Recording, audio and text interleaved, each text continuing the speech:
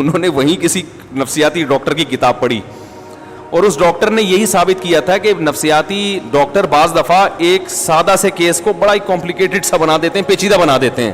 وہ سادہ سا کیس ہوتا ہے, اس کو کیونککہ انہوں نے پڑھا بہت ہوتا ہے نا, تو وہ اپنی اتنی پڑھائی کو اس مریض پہ فٹ کر کے, وہ سادہ سا کیس ہوتا ہے, اس کو بیچارے کو کہیں بغل میں کوئی پھوڑا نکلا ہوا ہوگا, ممکن ہے اس کو پتہ نہ چلے, ٹھیک ہے نا, کچھ بھی وجہ ہو سکتی ہے. تو وہ انہوں نے بتایا کہ بھائی وہ ایک بچہ جو تھا نا انگریزوں میں, اسے کیا ہوا ہے کہ وہ سائیکل لے کے گھر کے گرد گول گول چکر لگانا کمرے میں شروع کر دیا اس نے سائیکل کا. اب ماں باپ نے کبھی اس کو اس طرح دیکھا نہیں تھا کہ کبھی اس نے اس طرح سے سائیکل چلائی ہو. تو اس کے والدین آئے, انہوں نے سمجھایا کہ بیٹا یہ کیا ہو گیا, بیٹھے بیٹھے چکر لگا رہے ہو, غلط ہے, چکر آئیں گے گر جاؤ گے. بیٹے کو سمجھ میں نہیں آیا. اب انگریز آپ کو پتہ ہے ہر چیز میں ریسرچ کرتا ہے. ماں باپ پریشان ہوئے کہ یار ایسا کبھی اس نے کیا نہیں ہے, کوئی مسئلہ ہے بھائی, ڈاکٹر کو فون کیا جائے. نفسیاتی ڈاکٹر آیا, بچے کی پوری ہسٹری پڑھی اس نے, اس کا رزلٹ جو اسکولوں میں کیا کارکردگی رہی ہے, کوئی مسئلہ تو نہیں ہے بھائی. پورے سال کی رپورٹیں پڑھیں. پوری رپورٹوں کے بعد اس نے کہا کہ بھائی ایسا ابھی تک کوئی ایب نارملٹی والا کیس سامنے آیا نہیں ہے. پھر کیا مسئلہ ہے اس کے ساتھ؟ گھومے جا رہا ہے. بچے کو 2-3 دفعہ سمجھایا, پھر بھی بچہ نہیں رکا, پھر بھی گھومے جا رہا ہے.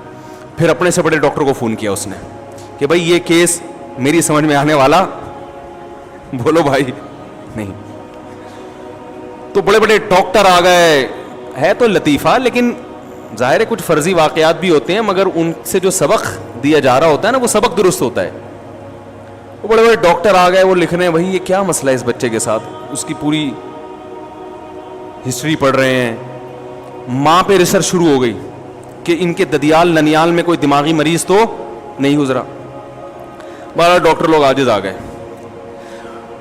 محلے میں قریب میں ایک پٹھان قاری صاحب رہتے تھے, ان کو پتہ چلا, وہ آئے, ایک تھپڑ لگایا بچے کو رکھ کے, بولے انسان کا بچہ بن بیٹھ جائے آرام سے. بچہ ایک دم سائیکل روک کے آرام سے بیٹھے ہوئے, کہہ رہے سوری قاری صاحب. اب دیکھو کتنا آسان کیس تھا, اس بچے کو ایک زوردار جھانپڑ کی ضرورت تھی. تو ہم پاکستان میں اکثر نفسیاتی کیس اس طریقے سے کیا کر لیتے ہیں.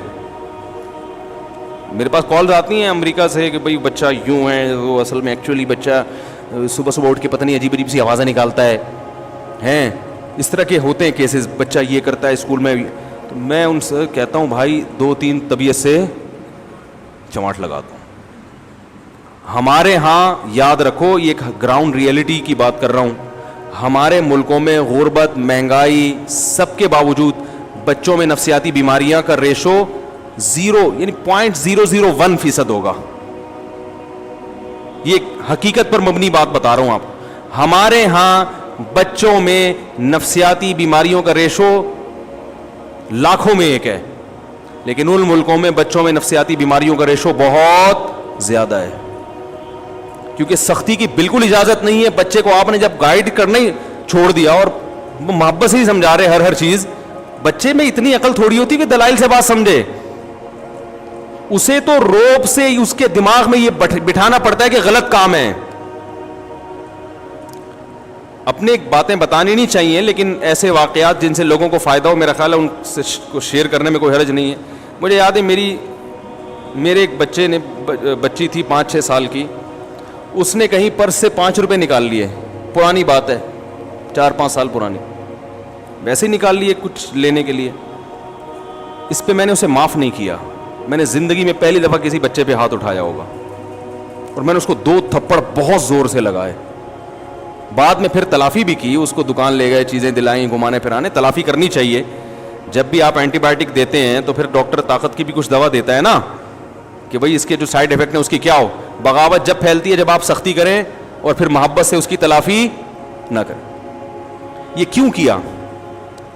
اس لیے کہ اس کے لاشعور میں یہ بٹھا دیا جائے کہ یہ معمولی جرم, بولو بھائی, نہیں ہے, یہ معمولی جرم. اس کے بعد سے اب تک الحمدللہ جتنے مرضی پیسے میرے پڑے ہوئے ہوں میز پہ, مجھے یہ اطمینان ہوتا ہے کوئی بچہ اسے ہاتھ, کیونکہ یہ خبر پھر تمام بچوں میں پھیل گئی. بات آ رہی ہے سمجھ میں؟ انگریز کے پاس یہ آپشن نہیں, وہ لاشعور میں بیٹھ جاتی ہے ہمیشہ کے لیے کہ بھئی یہ, حالانکہ وہ 5 روپے کی کیا اوقات ہے, لیکن یہ جتنے بڑے بڑے چور ہیں میرے بھائی, یہ 5 روپے سے ہی بنتے ہیں چور. تو اب اس موقع پر اگر میں دلائل سے بات سمجھاتا, سمجھ میں آنے کا امکان بھی تھا اور یہ بھی امکان تھا کہ سمجھ میں نہ آتا, دونوں چیزیں. تو یہ اتنا بڑا جرم ہے کہ اس میں ہم دوسرا آپشن, اس کا رسک نہیں لے سکتے ہم. سمجھ میں آ رہی ہے بات؟ یہ رسک نہیں لے سکتے ہم. جو تھپڑ کے سائیڈ افیکٹ ہیں ان کی تلافی ہو سکتی ہے, یہاں نرمی کے جو سائیڈ افیکٹ ہیں ان کی, اگر وہ خود سے قدرت نے پورے نہ کیے ان کی تلافی بہت مشکل ہے. پھر تو بہت سی نفسیاتی بیماریوں کا علاج کیا ہوتا ہے بھائی. میں نہیں کہہ رہا بلا وجہ بچوں کو تھپڑ مارنا شروع کر دیں, بچوں کو پہ ہاتھ اٹھانا بہت ہی بری حرکت ہے, بہت بری حرکت ہے. بچوں بگڑتے بھی ہیں اس سے زیادہ. جو کام محبت سے ہوتا ہے وہ سختی سے نہیں ہوتا, لیکن بعض دفعہ سختی کرنی پڑتی ہے. تو بچہ کہیں چوری کرے, اسی طرح یاد رکھو, بچہ اپنے بڑوں میں سے کسی سے بدتمیزی کرے, یہ قابل معافی جرم نہیں ہے. آپ کہیں اس سے کیا ہو گیا اگر اس نے بدتمیزی سے بات کر لی ابا سے یا اماں سے یا چاچا سے یا ماموں سے یا خالہ سے, تو کیا ہو گیا؟ وہ کوئی فرشتے ہیں کیا, ان سے غلطی نہیں ہو سکتی؟ اصل میں بچے کو تربیت کی ضرورت ہے, اور تربیت کون کرتا ہے؟ بڑے. اگر اس کے دل میں بڑے کا احترام نکل گیا, تربیت کا آپشن ختم. اور احترام نکلتا کیسے ہے؟ بدتمیزی سے. بھائی جان جب وہ بڑے سے بدتمیزی سے بات کرے گا تو احترام رہے گا اس کے دل میں؟ مجھے ایک بات بتاؤ, پولیس آفیسر آپ کے پاس آتا ہے اور آپ اس سے بدتمیزی سے بات کرتے ہو, تو اس کا مطلب آپ کے دل سے پولیس کا احترام ختم. تو آپ کے پاس پیٹھ پیچھے جو مرضی کہتے رہو, اس کے سامنے آپ کے پاس تمیز سے بات کرنے کے علاوہ کوئی اور آپشن نہیں ہوتا, کوئی آپشن نہیں ہوتا آپ کے پاس. تو جو بھی بڑے ہیں خاندان کے, اگر آپ اپنے بچوں کو انسان کا بچہ بنانا چاہتے ہیں تو آپ ان سے یہ کہیں کہ بھائی جو بڑے ہیں نا, غلط ہوں صحیح ہوں, یہ ہمارا مسئلہ ہے, یہ آپ کا مسئلہ نہیں ہے. آپ کے ساتھ اگر ظلم ہو تو بیٹا آپ نے تمیز سے آ کے کمپلین کروا دینی ہے, ٹھیک ہے نا, بس. اس سے زیادہ آپ کے پاس کوئی دوسرا آپشن نہیں ہے. اسی طرح بچہ اگر علماء کے لیے بدتمیزی کے الفاظ استعمال کرتا ہے تو بھی یہ بہت بڑا جرم ہے, کیونکہ ایک دفعہ علماء کے خلاف بولنا سیکھ گیا, ساری زندگی مذہب سے محبت نہیں کرے گا. کسی عالم کا بیان, کسی عالم کی تقریر اس پہ اثر نہیں کرے گی, وہ ہر وقت اس میں بیٹھ کے کیڑے نکالتا رہے گا. ہر وقت کیا کرے گا؟ اس لیے میں کہتا ہوں اپنے بچوں کو انجینئر سے بولو بھائی بچائیں. ایک دفعہ بدتمیز بن گیا نا وہ, یہ فلانے مولوی ایسے, فلانے ایسے, فلانے بزرگ ایسے, بزرگ سب زندہ لاشیں ہیں, یہ ڈائلاگ بچے نے سیکھ لیے, وہ انجینئر کا بھی نہیں رہے گا. صحیح ہے نا. چلو وہ ایک نیا فرقہ لاتا تو ہم کہتے, نیا فرقہ لایا ہے تو ہم کہتے اسی کے پیچھے چلے, تو وہ اس کے پیچھے بھی نہیں چلے گا, کل اس میں بھی کیڑے نکالے گا وہ. تو یہ ایک مزاج بنتا ہے, تو یہ جرائم قابل معافی نہیں ہوتے. تو چوری نہ کرنے دیں اس کو, بڑوں سے بدتمیزی نہ کرنے دیں, باقی سب چیزیں ایسی ہیں جن کا علاج ہو جاتا ہے, سب سیٹنگ پہ آ جاتی ہیں چیزیں. سمجھ رہے ہیں؟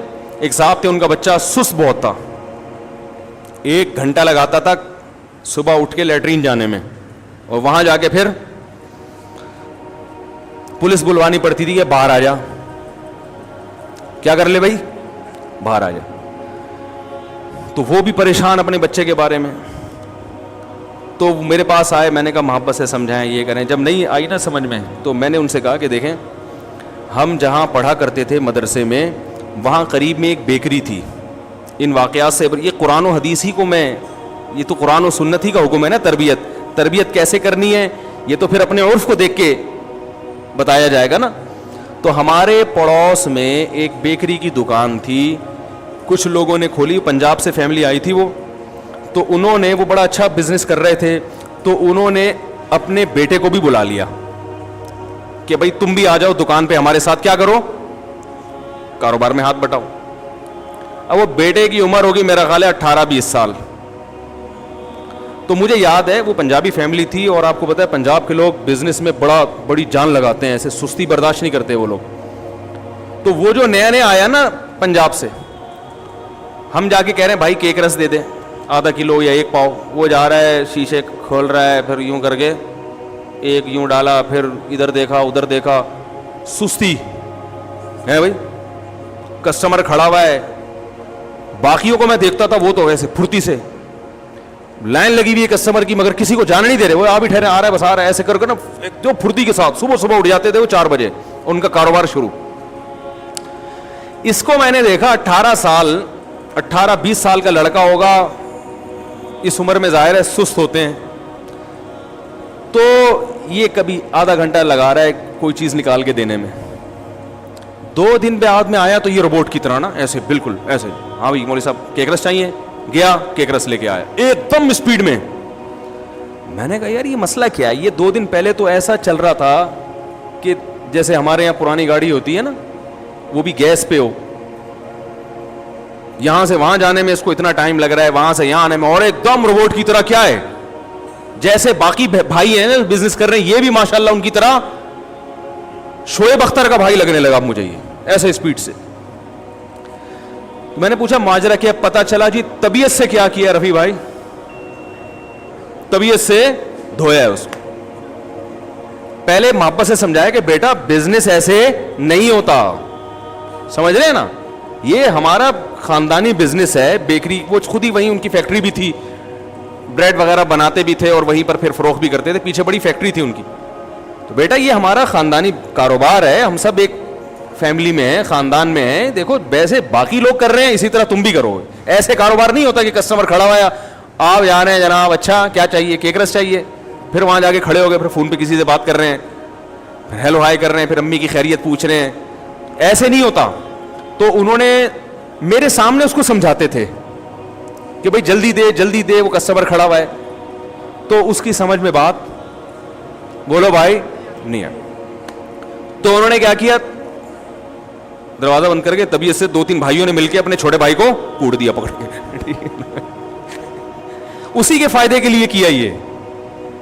और वो फिर अल्हम्दुलिल्लाह वो दिन आज का दिन माशाल्लाह बेहतरीन। और अगर वो इसी में लगे रहते कि एक्चुअली प्रॉब्लम ये है कि देखो इसके साथ कोई मसला तो नहीं है, वैसे तो बाज़ लोगों के साथ मसाइल भी होते हैं, अगर वो हों तो वो हल करने चाहिए, लेकिन नॉर्मली तो ऐसा नहीं होता ना भाई, आपके घर में पला बड़ा, आपके खुराक से सारे मसाइल उसके आपके सामने ही हैं।